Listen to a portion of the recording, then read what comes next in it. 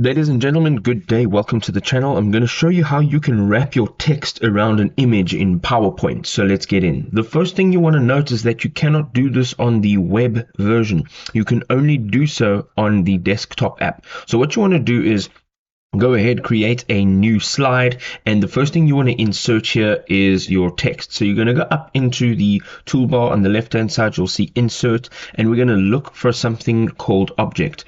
Now when you're inserting an object, you're going to go ahead and look for Microsoft Word document and tap on OK. Once you have done so, you can now enter the text in over here that you would like.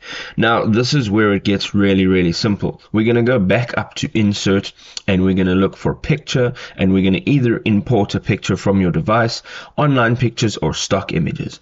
I'm going to use stock images just for example purposes. You can now go ahead and select the image that you would like and tap on insert. You will see now that your image has been inserted, and what you're going to do from here is just resize the image so that it is big enough or small enough to fit onto your text. So you can just use the markers on the side, and over here you can see currently I can't move it around and inside my text. So on the picture you can actually see a little icon. It says layout options, and you can tap on that, and over here it says with text wrapping, and you'll have a look. It says either square, tight, through, top and bottom, behind text, or in front of text. You're going to look for the second option. It says tight.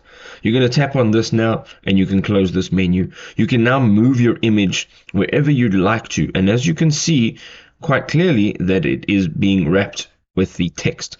If this was helpful, drop us a like. We'll see you next time. Cheers.